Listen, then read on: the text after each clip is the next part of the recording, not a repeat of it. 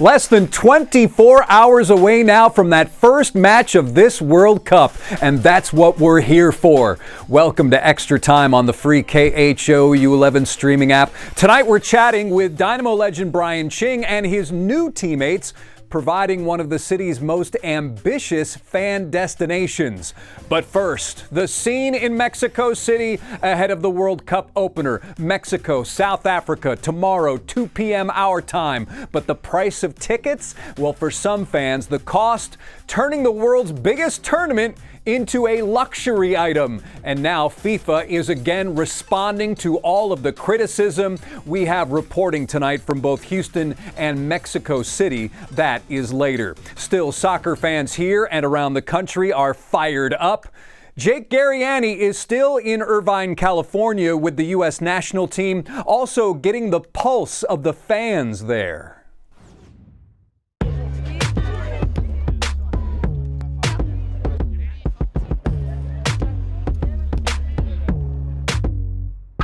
USA! USA! USA! USA! The World Cup hasn't been played on American soil since 1994. And now, more than 3 decades later, hype has hit an all-time high. Not only because this is a host country, but because fans are, of course, fired up to watch the United States men's national team as well. How do you think the United States are going to do? Good. I like it. It's amazing, whenever you're able to hear people, screaming your name, screaming your country's name, it means the world to us. What up, good? The team looks good. They got good spirits right now, so I like what I see. We look really good. We look in really good form, and I hope we go far in the World Cup. Come on, all of us together. Get in here. Picture. Well, I think they have a genuine chance at making it past the round of 16 into the quarters, but unfortunately I think that's where the dream comes to an end. There's a lot of very good teams, Spain, England, France, Brazil, to name a few, but I think quarterfinals is definitely a realistic expectation. It's cool to come full circle. So my son is 12. When I was 10, I was at the 94 World Cup. That's the last time I got to see the U.S. play on home soil. So this is an awesome, opportunity for, passing that love along of U.S. soccer. Unbelievable. Pretty cool. Once in a lifetime experience. Really excited. I have high hopes. I think they'll get pretty far. I'm pretty sure they'll do pretty well. Go USA! USA! USA! USA! Thank you, Jake. And now, the status of Houston Stadium. It better be ready. About 2 weeks ago, crews started putting up those FIFA banners. As for what's happening inside, Luis Ortiz today getting a behind-the-scenes look at all of the work. All right, guys, follow me. We're getting the first look at Houston Stadium. We know it as NRG, right? Because this is where the Texans play. But check this out. It's a beautiful view. The pitch is ready. Houston Stadium, as it will be known during the FIFA World Cup. This is where 7 games are going to be played here in our city. And man, she is beautiful. The pitch was finally completed on June 4th. It's been more than 100 FIFA employees that have flown in from across the world to work on the pitch. A process they say is very, very difficult to grow this type of grass indoors. You see those big white things that are there? Well, it's special lighting. And check it out. There's also, the coolest part about it, as a media member, is that we're actually going to be sitting right here in the stands. Check it out. They've set desks and tables for us to be able to, be fully immersed into the game. Usually we're up higher in the press box. Now you can even see right over here. Come on, Sergio, come this way. Check it out right over here. There's other bunch of seats that are ready for us so that we can actually be, this is the way that the press usually enjoys and covers games in Europe. They're actually sitting in the stands where they get to be right in the middle of the atmosphere. And down here, all of these decks right here, that's for all the broadcast rights holders, all the guys that do the play-by-play. They sit down right here, right in the middle of the crowd, so you feel the atmosphere, the chants, the cheering, the players, you get to be fully immersed in everything. So to tag out really quick, this is the goal and the dream. I'm gonna grab a seat real quick because one day, like I mentioned, the goal and the dream is to be sitting right here with the headset on and be calling the game, narrating, so we can cheer and just watch history unfold in the world's biggest tournament, the FIFA World Cup. Thank you, Luis. And one of Houston's biggest fan destinations is open for business tomorrow for the Mexico-South Africa match. It's called Pitch Live, and it's just steps away from the official fan festival, transforming the former Warehouse Live property in Edo into a 39-day soccer, food, and entertainment hub. And now, let's shine the lights on its creators, a very ambitious trio. It's time for the kickoff, including... And the men behind the ranch presents Pitch Live in alphabetical order. Restaurateur Berg is here. World Cup ambassador, Houston Dynamo legend Brian Ching is over there. Nightlife entrepreneur Army Sadehi. Good to see all of you. I cannot believe it's here. Here we are. Right? It is. And now 6 weeks ago, this was an idea. Now it's a 35,000 square foot World Cup destination. How did the three of you, I guess, come together and decide, let's do this? So basically, Brian came to me, and he probably knew I was the craziest one. Okay. We did this at the rodeo and stuff, and he said, hey, you want to do this? The city wants us to do this. They're getting nervous. They need air-conditioned space. So I said, all right, let me think about it. Then literally the next day he goes, we got to meet now. We got to decide now. I go, uh-oh. And so we got together, figured it out, started putting together the deal with the landlord, and then I'm like, man, this is Warehouse Live. We got to have some nightlife here to, it's huge. It's 1,800 people. Yeah. So I said, I got this buddy Army, real cool guy. Some of these places are pretty hot. You probably heard of them. Yeah. Let's bring him in to activate nightlife, and so we can do watch parties, nightlife, the whole genre. And then Brian says, why don't we close down the street?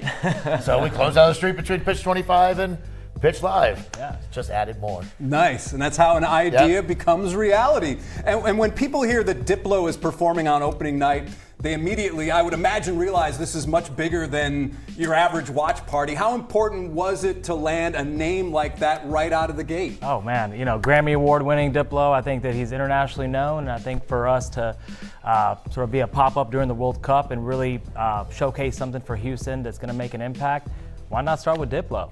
Made me look cool amongst my kids. Yeah. And if a fan from, say, Portugal, the Netherlands, Germany walks into Pitch Live for the first time, what do you want their reaction to be? I think they're going to be blown away with the experience. We put a lot of money into making this place something that people will remember. And, I think when we had a party the other night, walked in there, that it was just like those, wow. It was just pretty neat with the music, the sound, all of it. And I think, we brought in a lot of Houston elements to kind of leave people with that taste of Houston in their mouth when they leave. And that's what you want, right? Yeah, That's exactly. one word, right? Wow. One word. Brian, you've also been obviously a member of the U.S. national team. What's one thing that fans who've never experienced a World Cup in person aren't prepared for? I think it's just the excitement of getting out, walking around, and meeting people from all over the world, right? Some of my best experiences with the World Cup are just walking down the streets, meeting a person from Japan, meeting a person from Australia, meeting a person from Portugal, Germany.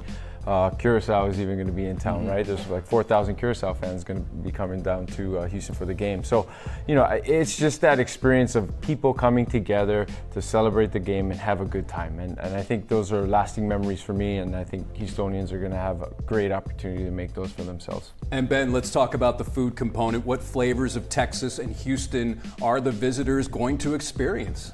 Well, we're in Texas, right? Yeah. So we expect people, what do they think? Barbecue. Yes. So we're bringing our big smokers. We're barbecuing everything outside. We'll have it available inside. And also, I think they think everything's bigger in Texas. Sure. So pound and a half Texas steak sandwiches. A lot more game day kind of food, but elevated. I'd say bar food. We can go exclusive too. We have caviar options and shellfish and everything for table service. But Wagyu hamburgers, Wagyu hot dogs, all from Texas. Really, really tasty, really yummy, and really fast to serve. Nice. 1,800 people. Yes, and that is important as well. And Army, how do you create, I guess I would say, an atmosphere that works at, say, 10 a.m. for soccer fans, but still has that electricity at midnight? I think we go back to the word wow. We want to wow the guests, so I think it's going to be a sort of dynamic environment for the matches. And as sort of the day progresses and we sort of transition to the evening, it's going to dramatically ramp up with a very, very sort of dynamic audio-visual experience that's geared towards performances from EDM to country to Latin, things of that nature, to really go into sort of a more entertainment level of a production. And really, really big TVs everywhere. Nice. Really, yes. really big That TVs. also sounds important as well. Yeah. I'm curious, each of you, how you feel about this, given that the venue exists for only 39 days. When it's gone, what do you hope remains? I mean, for me, Houston's moved here in 2012. It's been so good to me. We want to leave an impact on, hey, we put this show on for Houston, for the World Cup. As I said before to these guys, I hope I'll either be dead or retired if it ever comes back here. So this is our one shot to really make Houston proud and do something for Houstonians that they're going to love as well, and just have a great memory. Yeah, Army? Absolutely. No, we're doing it for Houston. We're doing it for the international fan base that's coming to Houston. And we're doing it for the world. We're on the biggest stage. This is a once-in-a-generation opportunity. And who's the better to do it than us, I guess? I don't know. Yeah, we got better artists than the New York Times did. No, so for me, it's about creating experiences that people will remember, right? People from all over the world coming into Houston remember being here in Houston at the biggest sporting events, for our Houstonians being able to remember that their World Cup is something special to them. Absolutely. And I have to mention one thing. They will remember that we have very good air conditioning. Oh, yes. There's not a lot of air conditioning over that fan This man has thought of everything. Thought about everything. Thought of everything. CO2s, too. Exactly. Ben Berg, Army Sadehi, and Brian Ching, thank you for joining us here on Extra Time, and look forward to seeing this in person. Thank you for having us. Jason. Appreciate it. And coming up, a group of Sugarland South youth soccer players receiving a major honor. It's what they'll be doing at the World Cup. FIFA defending World Cup ticket prices once again by saying they align with those of North American sports. Ahead of tomorrow's opening match in Mexico, the celebration is beginning there. Still, those ticket prices remain one of the major talking points. Ivan Rodriguez is in Mexico City. We're outside of Mexico City Stadium, also known as Estadio Azteca, on the eve of the World Cup. Up to this point, a lot of the conversation has been regarding ticket costs. Now, back in April, when FIFA released a second round of tickets, prices for Mexico's first game against South Africa ranged anywhere from $3,000 to $10,000. Many fans we spoke to across Mexico City say they feel priced out. For Mexico City, the FIFA World Cup isn't just a tournament. It's a homecoming that's consumed the city's streets. Ever since the US, Mexico, and Canada were announced as host of the 2026 FIFA World Cup, soccer fan David Herrera was excited to witness the moment at home. But the high price of tickets, especially compared to previous World Cups, put a damper on his plans. The Azteca Stadium is 5 minutes from me, and more than being able to get a little closer, obviously, I'm not going. I don't have a ticket for the game, no, but just to see a little, to feel the closest of the World Cup. On the contrary, everything is fenced off. Those fences aren't only seen around the stadium, but also as you make your way to El Zócalo, the location of FIFA's Fan Fest, which officially opens its doors Thursday. People had to wait in long lines to pass through the first set of barriers, only to be met by another closed-off area directly in front of the vibrant main square. It's a little frustrating to be so close and yet so far. Mihika Streeter and Vishal Patel traveled from different parts of the U.S. to Mexico City. Although they don't have tickets to the game, they're excited to experience a World Cup. We're definitely going to watch one of the games at a bar or something on Thursday, see if we can cop some tickets. But other than that, the other days are just going to be exploring Mexico City. That will be really fun to see locals having a good time, and if there's people who flew in or drove in from all around the country, I think that would be really, really fun. That was Ivan Rodriguez reporting. And as you may have found out yourself, the road to a World Cup match can include a few twists, turns, and surprises when it comes to pricing. Many seats are still available because they are so expensive. As we've mentioned, spending more than $1,000 a ticket can mean the average soccer fan is left out in the cold. Ron Trevino now visiting with Kayla Ramsey of Houston Ticket Store. She says the most expensive ticket she sold, $11,000 for the hospitality package. Still, she says a lot of tickets are going for hundreds, not thousands. What's your advice to anybody who wants to go see a match and still doesn't have a ticket? Do your homework, check all the verified sellers. Definitely check the seating with the map and the color codes if you're looking at the FIFA website or you're looking at StubHub or Vivid Seats, or there's tons of sites out there and it can get confusing to the average fan. Just check it out, and if you need help, call a local broker that maybe can help you. And another suggestion, wait until the week of the match. Watch the prices go down, then buy. Waiting until the day of can be a gamble due to the dynamic pricing strategy. Also tonight, a special honor for a group of young soccer players from Sugar Land. They will be taking part in the opening ceremonies as flag bearers. Michelle Choi introducing us to the players, counting down to their big moment. Dribbling, passing, and all smiles. For these young athletes with Sugar Land's Imperial Soccer Club, soccer is already a big part of their lives. Now it's about to put them on one of the biggest stages in sports. With the World Cup bringing that global energy here to Houston, and then our girls get to walk onto the field, and our boys, and they get to be on live television. I mean, that's amazing. 12 players have been selected to serve as flag bearers during the FIFA World Cup matches in Houston. 6 girls this Sunday and 6 boys later this month. It's a once-in-a-lifetime opportunity. One Nicholas Carval, better known as Coach Nico, says left him speechless. How excited were you when you guys were selected? I mean, we couldn't even put it in words. The club gathered Wednesday at Constellation Field, where they'll return next week for a soccer clinic featuring professional players. Today, the excitement was everywhere, including when players picked up the new World Cup gear, from jerseys and backpacks to special FIFA World Cup turf shoes. This is something they're going to tell their kids, they're going to tell their grandkids. Every time the World Cup comes up, they're just going to reminisce about this experience. 14-year-old Madison Nidzwicki has been playing soccer since she was 3. This Sunday, she'll be walking onto a World Cup field. I was really excited and surprised. I was just happy that I get to learn from these people and just see them play.